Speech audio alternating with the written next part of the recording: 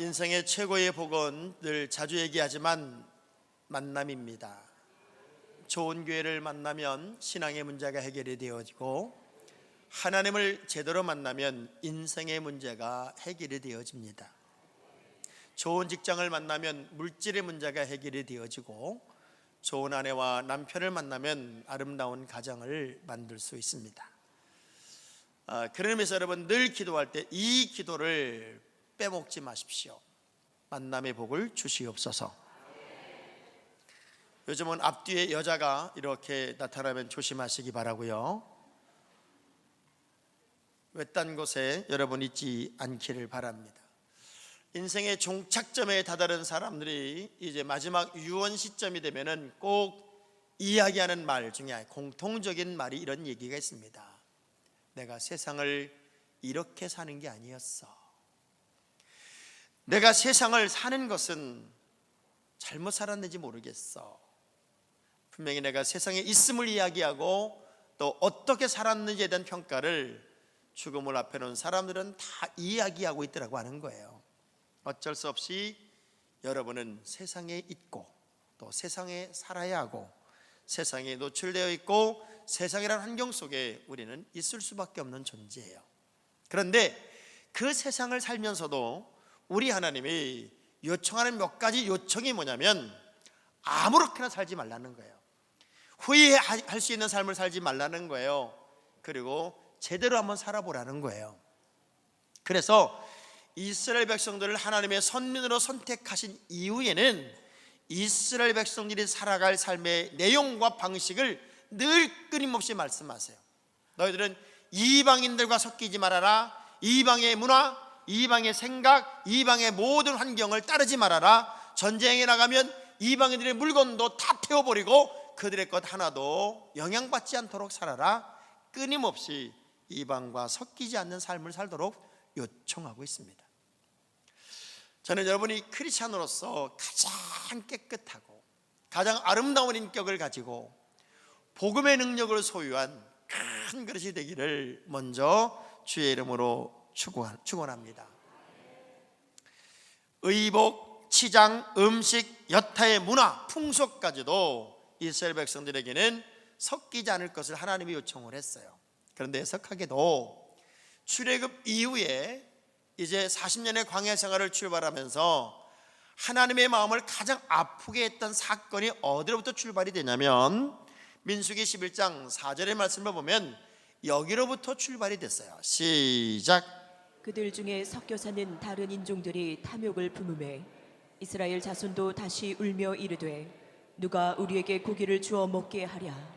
조금 어려웠어요. 조금 힘들었어요. 그래서 불평하고 불만을 해야 할 환경이 되었어요. 근데 그것의 시발점, 출발점이 어딘가 봤더니 섞인 물이었어요. 하나님의 거룩한 선민들이 아닌 출애굽할 때 따라 나왔던 섞인 무리가 불평을 시작하고 불만을 말하고 그리고 하나님의 백성들을 오히려 거룩하지 못하게 만들었단 말이에요. 전 여러분의 마음에도 섞이는 것이 없었으면 좋겠고 신앙의 요소 속에서도 섞이는 것이 없었으면 좋겠어요. 어느 우리 시대를 다 제멋대로 산다, 자기식으로 산다 그래서 10대를 철이 없다, 20대는 답이 없다, 30대는 집이 없다, 40대는 돈이 없다, 50대는 일이 없다, 60대는 낙이 없다, 70대는 이빨이 다 빠져서 이가 없다, 80대는 처가 없다, 아내가 다 죽었다 그 얘기예요. 90대는 시간이 없다, 100세 이후가 되니까는 다 필요 없다, 그런 말이 있어요. 우리에게 주어진 오늘의 이 시간은 제가 지난 시간에도 말씀드렸지만 여러분의 생애 속에 가장 젊은 시간, 가장 젊은 시간이 지금의 시간입니다. 여러분의 인생 속에서 지금보다 더 젊은 시간은 더 이상 올 수도 없고 만날 수도 없고 가질 수도 없어요. 그래서 오늘을 사는 여러분들은 이렇게 살아야 돼요. 젊게 살아야 돼요. 우리 옆 사람 하이파이브를 하면서 우리 젊게 삽시다. 젊게. 더 이상 젊어질 수 없다면 지금 이 시간을 가장 젊게 살아야 돼요. 그러기 위해서 여러분을 가장 깨끗한 크리스찬, 가장 확실한 믿음의 사람, 복음의 능력으로 무장된 믿음의 사람, 그런 존재로 여러분을 이제 가꿀 필요가 되어 있습니다. 느헤미야 13장 3절의 말씀을 보더라도 시작. 백성이 이 율법을 듣고 곧 섞인 무리를 이스라엘 가운데에서 모두 분리해냈어요. 여러분이 나도 모르게 세속에 물들어 있고 세상적인 크리스찬이 되어 있다면 이젠 세계적인 크리스찬이 되기 위해서 여러분의 삶 속에 더덕더덕 붙어있는 영적인 불순물들을 분리하고 제거해서 가장 확실한 그리스도인들이 될 때가 이제 되었다고 저는 믿습니다. 이런 생각을 해봤어요. 이 땅의 모든 믿음의 사람들이 참나무 같은 크리스찬이 되면 얼마나 멋있었을까. 여러분 참나무 알아요? 너무 어려운 걸 물어봤어요. 이 참나무는요 참 놀라운 건 불에 탈 때 소리가 안 나요. 어떤 나무들은 타면서 엄청 시끄러워. 따닥따닥 소리가 난리가 나요. 근데 참나무는 소리가 나지 요란하지가 않아요. 참나무는 연기도 없어요. 참나무는 불꽃이 확 올라오거나 화려하지 않아요. 단지 파란 불꽃을 늘 유지하고 있어요. 이 참나무는 다른 나무에 밑불이 되어주고 다 타고 나도 수치되어서 또 다른 불쏘시개가 되어줘요. 저는 참나무 같은 그리스도인들을 꿈꿔봐요. 화려하지는 않은데 정말 뜨거워요. 시끄럽지는 않은데 역할을 멋지게 해내요. 남의 눈물을 뿜지 않아 연기는 없는데 따뜻하게 만드는 능력이 있어요. 다 타서 없어진 것 같았는데 또 수시되어 또 밑불을 만들어내고 또 다른 역할을 감당할 수 있어요. 이런 그리스도인들이 이 땅에 있다면 교회는 힘을 얻을 거예요. 그리고 세상 사람들로부터 무시당하지 않을지도 모르겠어요. 언제부턴가 우리는 예배에 집중하지도 못하고 진짜 그리스도인의 자리가 어딘지도 모른 채 헐떡거리면서 신앙의 불순물들이 더덕더덕 붙어버린 채, 영적 굳은 살이 더덕더덕 붙어버린 채 시야도 흐려지고 감각도 무뎌진 그저 그런 교인들로 시간을 버리고 있는지도 몰라요. 100년 전 찰스 스펄전 목사님이 이런 얘기를 했어요. 어느 곳에서나 무관심이 팽배해 있다. 아무도 설교의 내용이 참인지 거짓인지에는 관심을 기울이지 않는다. 주제가 무엇이든 설교면 그만이다. 단지 그들에게 관심은 짧게만 해주세요 라는 것이다. 예배 한 시간에 빠지면서 우리가 정말 가슴 뜨겁게 예배 감격에 푹 빠져보고 그리고 거룩한 변화를 위한 복음의 사람으로 뜨겁게 달궈지기를 기대하기보다는 그저 편리하고 기분 좋은 이야기들을 듣고 싶어하는 어쩌면 편협한 크리스찬들로 우리의 삶이 변질되고 가고 있다는 거예요. 그래서 오늘 본문의 이야기는 굉장히 중요한 이야기를 우리에게 얘기하고 있어요. 저는 오늘 이 말씀을 통해 오늘 이 자리에 참여한 우리 성안교회 모든 성도들이 확실한 하나님의 사람, 세상 사람들로부터 진짜 예수 믿는 사람답다. 야, 당신을 보니까 하나님이 살아계신 걸 믿겠어. 이렇게 이야기 들을 만큼의 준비된 그릇들이 되기를 주의 이름으로 기대합니다. 첫 번째 이런 얘기를 해요. 세상을 사랑하지 마라. 또 세상에 있는 것들을 사랑하지 마라. 하나님의 거룩한 명령의 첫 번째가 뭔가 봤더니 세상을 사랑하지 말래요. 그럼 세상이 뭐예요? 대만한 사람은 세상을 사랑하여서 세상으로 갔대요. 그러면 바울을 그렇게 따라다니며 복음을 증거하고 같이 열정적으로 살았던 이 대만한 사람이 세상을 사랑해서 세상으로 갔다는 이야기는 어떤 의미냐면 하나님과 관계없는 삶의 자리로 떠나갔다는 거예요. 세상을 사랑한다는 의미는 또 다른 의미에서 하나님 없는 삶을 사는 상태를 말해요. 저는 철저하게 여러분이 하나님과 동행하는 삶을 살지언정 하나님을 떠나는 인생이 아니기를 바랍니다. 야고보 4장 4절의 말씀 보니까 세상으로 간다는 게 어떤 의미인지를 이렇게 구체적으로 설명을 했어요. 시작. 가늠한 여인들아, 세상과 벗된 것이 하나님과 원수됨을 알지 못하느냐?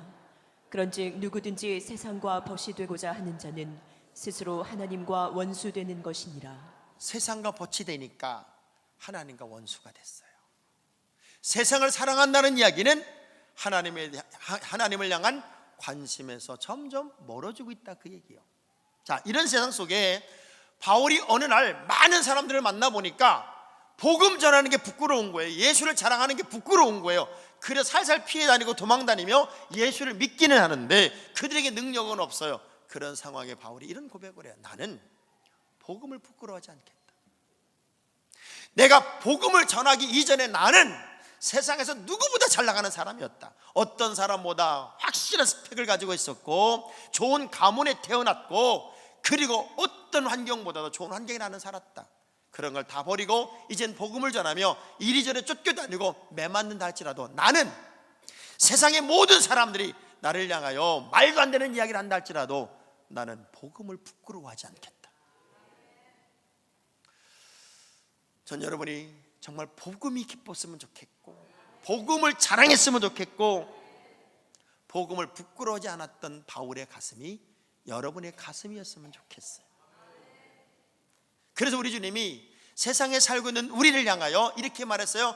너희는 세상에 묻혀있는 존재가 아니라 너희는 세상의 빛이란다. 너희는 세상의 소금이야. 세상 속에 이렇게 들어가서 묻혀버리는 그런 연약한 존재가 아니라 세상 속에서 더 빛이 나야 되고 더 맛을 나타내는 능력이 너에게는 있어 라는 얘기를 했어요. 근데 애석하게도 세상 속에 묻혀버리는 존재가 너무 많아요. 그리고 교회 안에도 세상적인 것을 막 끌어들이면 열광을 해요. 이 교회는 세련됐다. 이 교회는 뭔가 신식이다. 이 교회는 정말 뭔가 세상적으로 봐도 뒤처지지 않는다. 이런 거에 열광을 해요. 그러나 진짜 중심은 복음이 돼야죠. 여러분이 오늘 우리 교회에 와서 무엇을 듣고 가면 제일 행복할까요?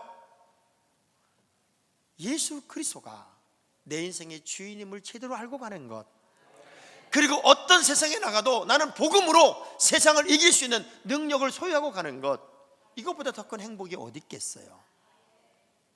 얼마나 많은 교회들이 있고 얼마나 많은 말씀들이 방송을 통해 증거가 되고 전파가 됩니까? 그런데 애석하게도 요즘은 점점 설교를 싫어한대요. 설교 듣는 걸 싫어하고 말씀 읽는 걸 싫어하고 그리고 진짜 복음, 천국 지옥에 관한 이야기를 너무 싫어하고 단지 무엇에만 관심이 있나 봤더니 축도는 언제쯤 하나만 관심을 기울이고 있대. 축도의 타이밍에 신경을 쓰고 있더라는 거예요. 교회 안으로 세상 것들이 들어오면 세련된 교회일까요? 우린 이 교회를 통해서 가장 중요한 예수를 만나는 것이고 복음의 중심에 서야 되고 세속에 물들지 않는 단단한 크리스찬으로 무장되어 가는 것이 정말 중요한 것은 아닐까요? 예수 그리스도는 우리를 구원하기 위해 가시면류관을 썼는데 우린 왜 그 가시면류관을 거부하고 월계관을 그리워하냔 말이에요. 세상은 믿음의 사람들을 무너뜨리기 위해 수많은 덫을 놨습니다. 여러분을 한 방에 쓰러뜨리기 위해 수많은 덫들이 여러분 앞길에 쫙 놓여 있습니다. 내가 조금만 흔들리면 그 세상의 덫에 딱 붙잡히고 맙니다.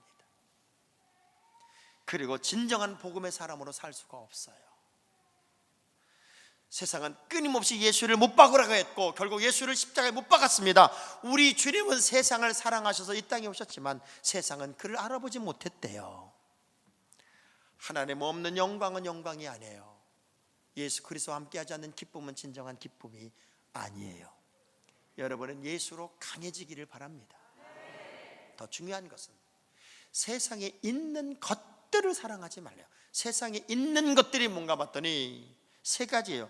육신의 정욕, 안목의 정욕, 이생의 자랑이에요. 세상에 추구하는 이 세 가지 요소들, 육신의 정욕, 말초신경을 자극하고 순간적인 기쁨에 인간은 한 번 빠져들기 시작하면 정신없이 빠져들 만큼 적응의 동물이에요. 그래서 정욕에 빠져버리면 끝이 없을 정도로 타락의 길로 갈 수밖에 없어요. 세상은 그것을 끊임없이 추구하고 있어요. 마약, 그리고 모든 더러운 것들, 이런 것들 속에 인간은 노출되어 있고 그 길로도 갈 수 있어요. 이생의 자랑, 지금 내 눈에 환하게 보이는 자랑거리들이 얼마나 많이 있어요. 안목의 정욕, 눈에 화려하면 모든 것이 화려한 거라고 착각하고 있어요. 술에 빠져버린 사람들은 술에서 헤어나기가 참 어려워요. 어느 분이 이런 얘기를 해요. 목사님, 성경을 제가 요즘 깊이 들여다보니까 디모데에게 디모데전서 5장 23절에 바울이 이렇게 한 얘기가 있습니다. 내 비유를 인하여, 자꾸 음식을 통하는 비유로 인하여 포도주를 써라 하는 말씀을 보니까 술을 먹으라는 말씀이 있네요. 저는 그 말씀이 얼마나 은혜가 됐는지 몰라요. 그래서 저는 요즘에 술을 먹기 시작했습니다. 한 번은 저희 교회에 제가 갈릴리 가나에서 성순례를 갔다가 포도주를 가지고 와서 성만찬을 한 적이 있어요. 우리 교인 중에 한 분이 예배를 마치고 나가면서 저에게 이렇게 얘기를 해요. 목사님, 그 포도주 어디서 사셨어요? 왜요? 입에 쩍쩍 걸어붙습니다. 제가 그것 좀 더 먹을 수 있냐는 거예요. 근데 그렇게 말하는 사람이 왜 이 말씀은 못 볼까요? 에베소 5장 18절의 말씀 보면 술 취하지 마라, 이는 방탕한 것이니, 또 잠언서 24장 31절의 말씀 보니까 포도주는 순하게 내려가나니 쳐다보지도 말지어다. 왜 이런 말씀은 못 보고 엉뚱한 얘기만 가지고? 세상에 있는 것들이 우리를 참 즐겁게 해요. 그리고 순간의 행복을 만들어주고 순간의 기쁨을 만들어줘요. 그리고 그것이 자랑이 되고 그것이 전부라고 여겨지면 더 이상 더 큰 기쁨이 없는 것 같아요. 근데 애석하게도 그 모든 것들은 사라져요. 다 사라져요. 이번에 제가 하와이에 가서 저를 라이드 해주는 한 집사님 차를 탔는데 전화가 와요. 차 블루투스에서 전화 소리가 오는데 이런 통화 내용이에요. 누나, 팔자. 얼마에? 82만 불에 팔자. 콜? 오케이, 콜. 그리고 끊었어요. 딱 요 단순한 요 얘기했어요. 제가 그 소리를 바깥에 들리니까 듣고서는 너무 궁금하잖아요. 그래서 집사님, 그 뭔 소리요? 뭘 콜이고 콜이야? 그 콜 2번 하니까 끝났네. 뭐야? 그랬더니 자기는 집이 여러 채가 있대요. 자기가 살고 있는 아파트 이외에 2채가 더 있고 곳곳에 많은 집이 있는데 동생하고 둘이 지금 집 파는 얘기를 하는 거더라고요. 집 한 채를 파는데 작자가 나왔는데 82만 불, 우리 식으로 말하면 8억 5천 정도예요. 8억 5천 정도에 팔자. 그러면서도 뭘 어떻게 하자 뭘 하자 그런 말은 하나 없어요. 콜, 콜, 오케이, 끝났어요. 그러면서 이분이 기가 막힌 얘기를 해요. 목사님, 지금까지 저희 동생은 가장 큰 일본인들을 대상으로 하는 여행사를 했습니다. 저도 거기에 같이 여행사를 합니다. 많은 돈을 모았고 그래서 이것저것 사는데 지금까지는 노력을 했습니다. 그러니 행복은 없더라고요. 그래서 지금부터 하는 일이 뭐냐면 정리하기로 했습니다. 하나 둘 팔아가며 그것으로 주를 위해 쓰기로 했습니다. 야, 그러니까 너무 행복하고 온 하루를 살아도 감격이 되고 기쁨이 되고 감사가 되더래요. 지금 아멘 못하는 이유는 팔기 시에 말이죠, 여러분.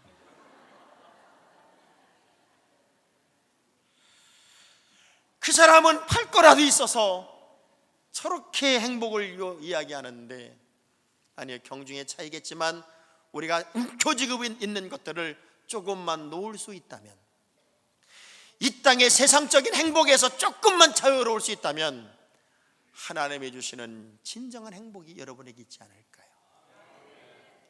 남아프리카의 스프링복이라고 하는 영양과 양이 있습니다.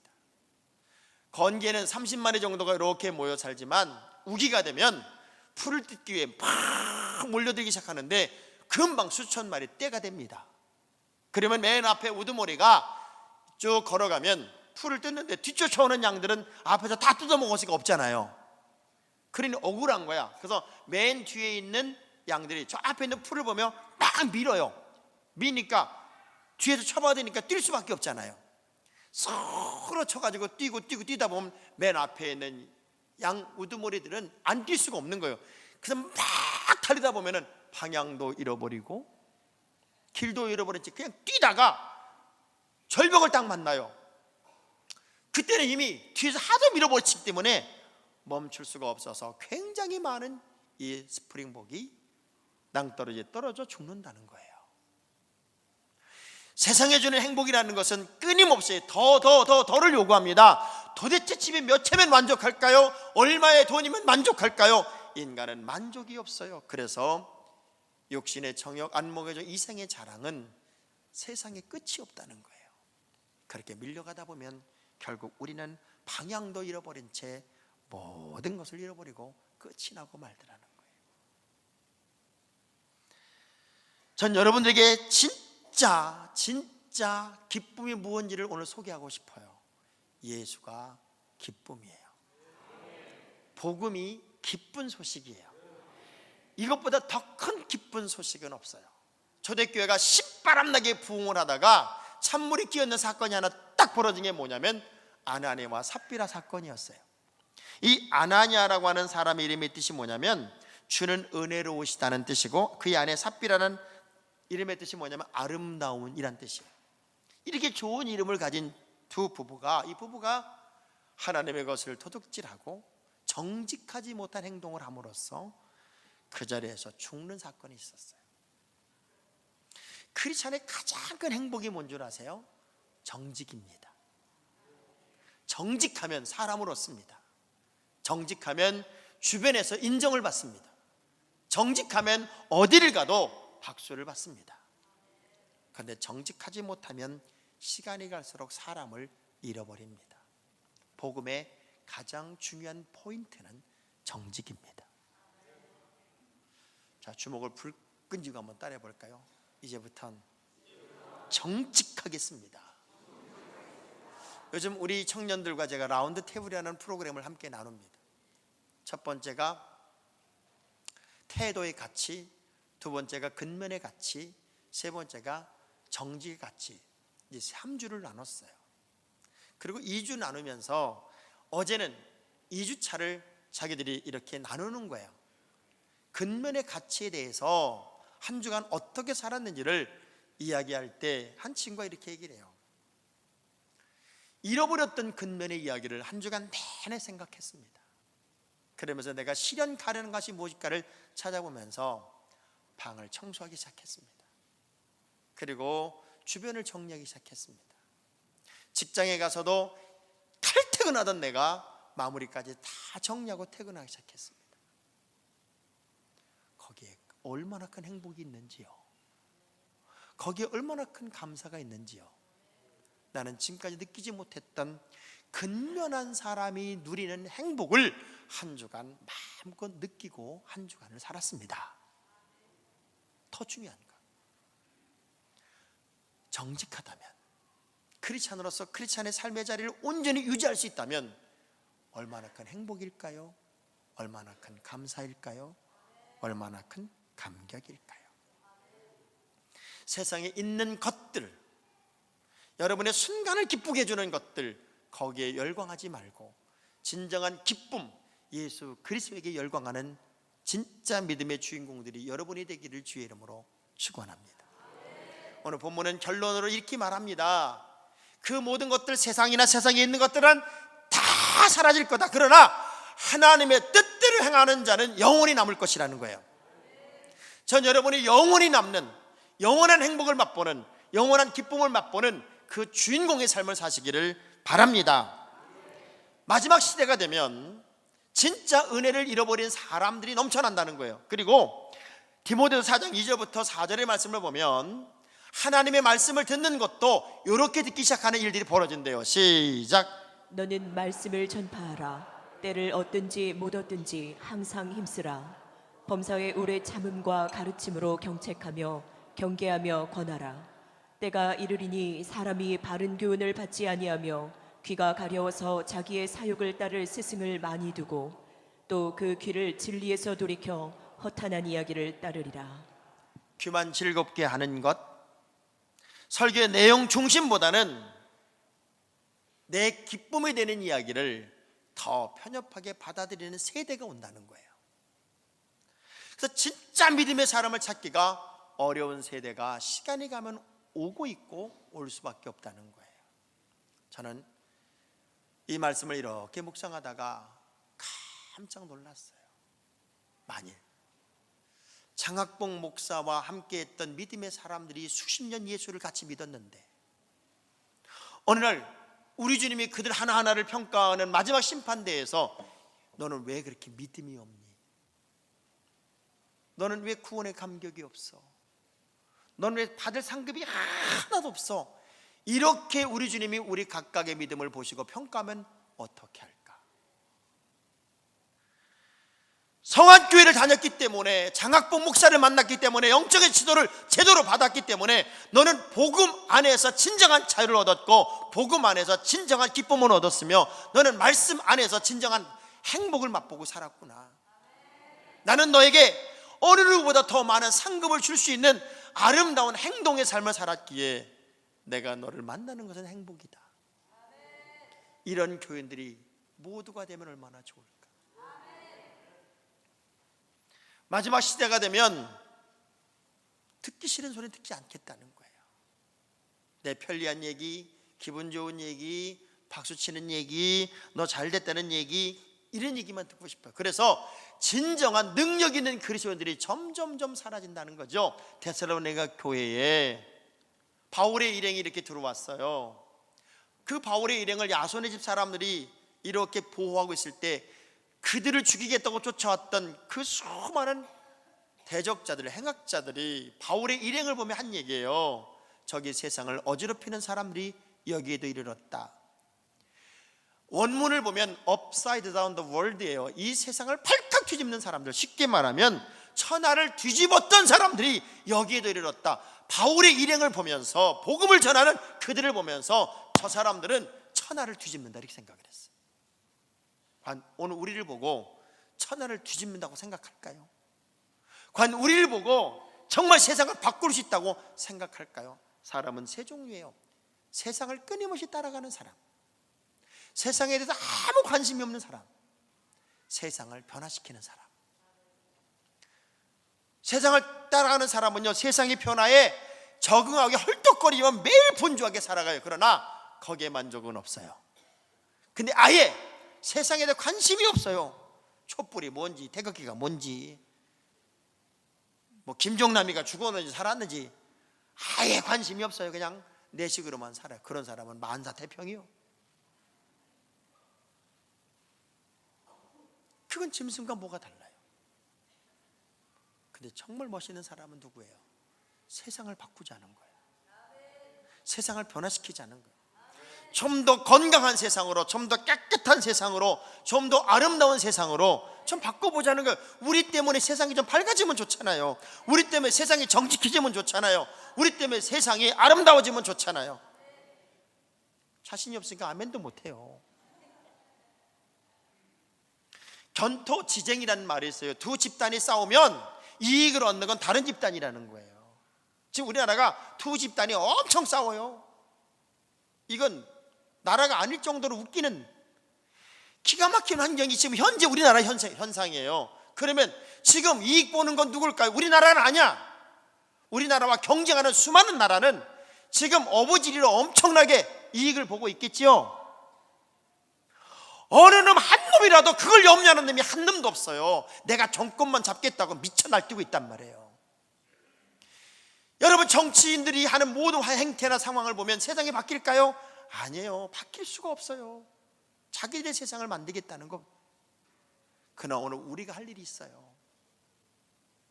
더 깨끗한 나라로, 불법이 판치지 않는 나라로, 정직한 나라로, 하나님의 공의가 실천되는 나라로 크리스찬이 정말 변화가 되어서 예수 믿는 사람들이 기준이 되는 나라로, 이건 우리가 할 수 있다고요.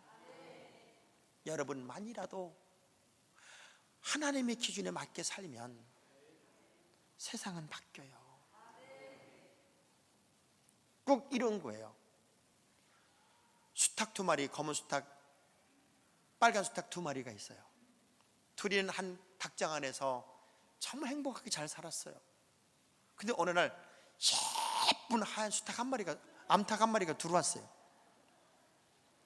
안 이뻤으면 신경을 안 썼을 텐데 너무 예쁜 암탉이 한 마리가 들어오니 두 수탉이 싸움이 벌어지기 시작하는 거예요. 내가 차지하겠다고. 그러니 이 암탉이 제안을 했어요. 둘이 나를 둘 다 차지할 수는 없으니 둘 중에 하나 강한 자가 나를 차지하시오. 둘이서 정식 결투가 벌어졌어요. 그래서 관중 닭들을 다 동원한 채 정식 결투가 딱 벌어지고 피 튀기는 싸움 끝에 붉은 수탉이 이겼어요. 너무나 행복한 붉은 수탉은 지붕 위로 탁 날아 올라가서 승리의 노래를 부릅니다. 꼭 하고 소리를 지르는 순간 잠자던 독수리가 깨어나서 탁 쳐가버렸어요.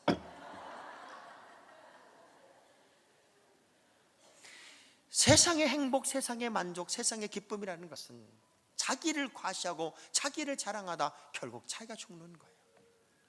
그러나 우리는 하나님의 영광을 노래하고 하나님의 영광을 찬양하고 하나님의 기쁨이 되는 삶을 사는 거예요. 거울을 보면 나만 보여요. 그러나 거울의 은색을 은빛을 제거하고 나면, 빛을 제거하고 나면 세상이 보여요. 다시 여러분의 마음속에 그 은빛을 제거하셔요. 그리고 하나님의 사람들에게 주신 이 능력을 소유하고 살아보잔 말이에요. 고린도전서 2장 12절의 말씀을 보니까 우리는 어떤 영을 받았어요? 시작. 우리가 세상의 영을 받지 아니하고 오직 하나님으로부터 온 영을 받았으니 이는 우리로 하여금 하나님께서 우리에게 은혜로 주신 것들을 알게 하려 우리는 하신다. 세상의 영을 받은 존재가 아니에요. 하나님의 영을 받았고, 그리고 우리가 세상을 이길 수 있는 확실한 능력이 있는 것은 요한일서 5장 4절의 말씀을 보니까 시작. 난 자마다 세상을 이기느니라. 세상을 이기는 승리는 이것이니 우리의 믿음이니라. 세상을 이기는 것은 믿음이에요. 다른 거 하나 없어요. 그러면서 우리 주님은 영혼이 다 사라지지만 이건 사라지지 않는 건 하나님의 뜻대로 하는 것이다. 그러면 하나님의 뜻이 뭘까요? 그 매뉴얼을 봐봐요. 데살로니가전서 5장 16절부터 18절입니다. 시작. 항상 기뻐하라. 쉬지 말고 기도하라.